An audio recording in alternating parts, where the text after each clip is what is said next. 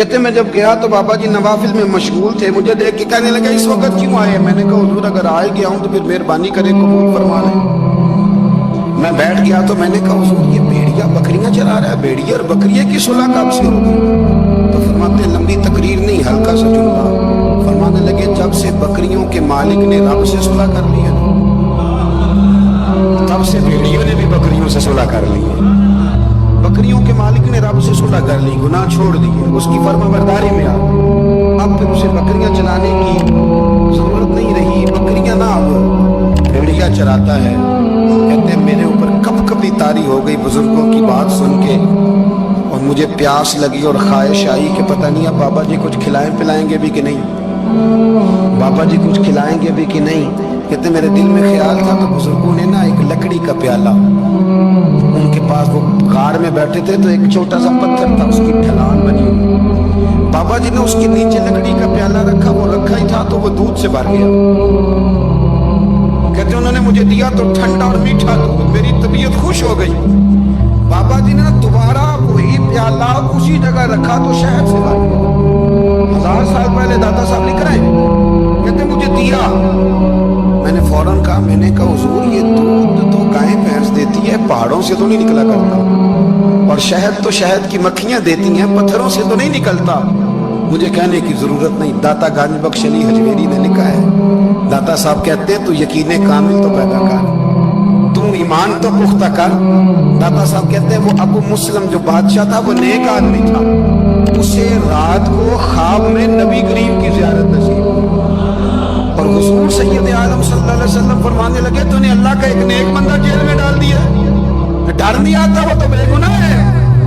بادشاہ آدھی رات کو خود اٹھا، دادا صاحب فرماتے ہیں کسی گارڈ کو نہیں بھیجا، پولیس والے کو نہیں بھیجا، جیل سے نکل خود گیا، جا کے جیل کا دروازہ کھولا، دروازہ کھول کے اس درویش کو آزاد کیا، کہنے لگا بابا جاؤ مجھے پتہ چل گیا بے گناہ ہے۔ بابا جی سلام کر کے جانے لگے تو بادشاہ پھر آگے آیا، ہاتھ باندھے، ہاتھ چومے، کہنے لگا حضور آپ بڑے نیک ہیں، میرے لیے کوئی حکم ہو تو بتائیے گا، میرے لائق کو خدمت ہو تو بتائیے گا۔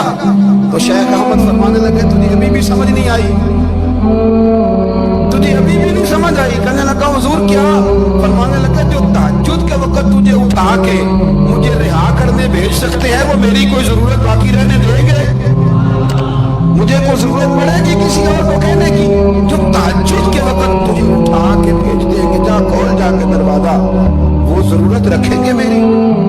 ضرورت مجھے رہے گی کہ میں تجھے اور کوئی کام ابھی میں تجھے سمجھ نہیں آئی؟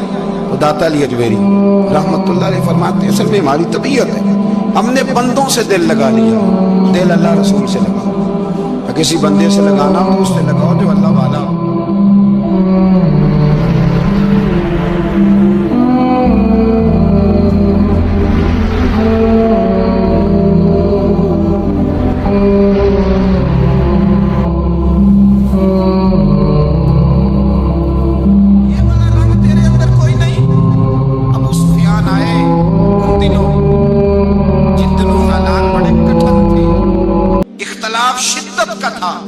ابو سفیان آئے حضور کی بارگاہ میں، آئے کس لیے؟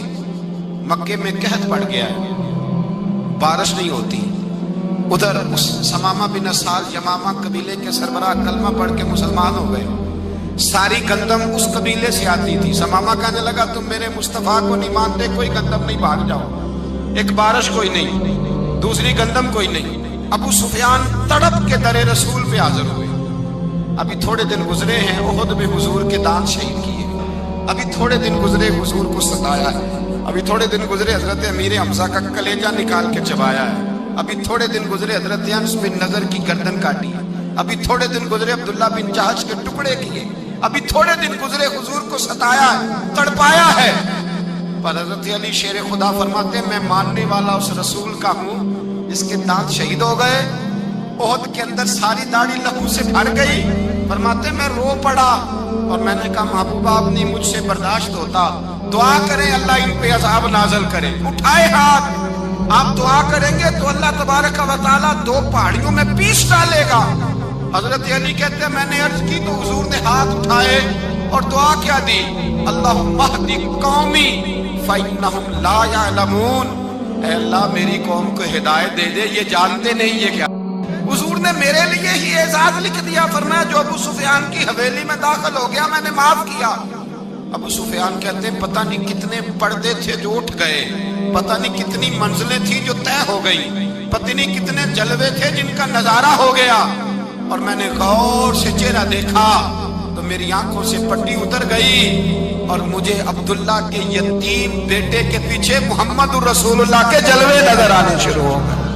اخلاقی قدریں جب موجود رہتی، یہاں تو لوگ مرے ہوئے شخص کو مارتے ہیں، یہاں تو سڑک پر کتنی کراوٹ ہے اور کتنا گر گیا ہے، اخلاق ان لوگوں کا ایکسیڈنٹ ہو گیا ہے، ٹرین کی پٹری سے اتر گئی ہے، چیخ و پکار ہے، آہیں ہیں، تڑپنا ہے، رونا ہے، سسکیاں ہے، ماں کا بازو کٹا ہے پر وہ چیختی ہے ذرا میرے بیٹے کا پتہ کرو، باپ کی آنکھوں میں ریت پڑ گئی ہے پر وہ تڑپتا ہو میرا بیٹا تھا، چیخ و پکار ہو رہی ہے۔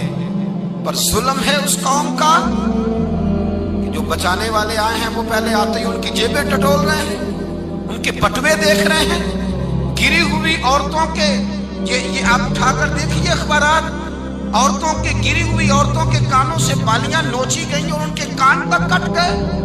یہ اس قوم کا حال ہے۔ اقبال کہتے ہیں جنہیں آتا نہیں دنیا میں کوئی فن تم ہو اور بیچ کھاتے ہیں جو بزرگوں کا کفن تم ہو۔ تم وہ لوگ ہو جو کفنوں پہ سودے کرتے ہو، جو قبروں پہ سودے کرتے ہو۔ لوگ تجارتیں کرتے ہیں، اخلاقی پستی کا یہ عالم کہ لوگ قبروں پہ سجدے کرتے ہیں، بیٹے بیچ کے دہیز خریدتے ہیں۔ غریب کی بیٹی روز تڑپتی ہے، روتی ہے، روز سسکیاں لیتی ہے کہ کہاں سے وہ دروازہ کھلے گا جب میں بھی جب سہاگن ہوں گی، جب میرا باپ بھی عزت کے ساتھ مجھے رخصت کرے گا۔ اور غریب آدمی بیٹی کی شادی کے بعد اتنا دکھی رہتا ہے، وہ بھی کم ہی لوگ جانتے ہیں، وہ بھی وہی لوگ جانتے ہیں جو اس منظر سے گزرتے ہیں۔ ہمارا اخلاقی معاملہ اس قدر زیادہ تباہی کا شکار ہے۔ میرے مصطفیٰ کریم سید عالم نور مجسم صلی اللہ علیہ وسلم جذبات کا خیال رکھتے، احساسات کا خیال رکھتے، تصورات کا۔ او بھائی اس سے بڑا اخلاق کا مظاہرہ کہاں سے لینے جاؤ گے؟ کہ آمنہ کے لال فرماتے ہیں میرا دل کرتا ہے نماز لمبی پڑھاؤں، نماز اللہ کی نماز، دل کرتا ہے لمبی نماز پڑھاؤں، میں لمبی لمبی سورتیں تلاوت کروں، میں کھل کے رب کریم کا قرآن پڑھوں، میں اللہ تبارک و تعالیٰ کے قرآن مجید کے ذائقوں میں کھو جاؤں۔ لیکن حضور فرماتے ہیں نماز میں کسی بچے کے رونے کی آواز آتی ہے، کسی بوڑھے کی ہائے کی آواز آتی ہے، کسی بیمار آدمی کی ہائے کی آواز آتی ہے۔ نبی پاک فرماتے ہیں میں اللہ کی نماز چھوٹی کر دیتا ہوں، اللہ کے بندوں کا خیال کرتا ہوں، میں رب کی نماز چھوٹی کر دیتا ہوں، رب کریم کے بندوں کا خیال کرتا ہوں۔ خدا کے بندے تو ہیں ہزاروں، بنوں میں پھرتے ہیں مارے مارے، میں اس کا بندہ بنوں گا جس کو خدا کے بندوں سے۔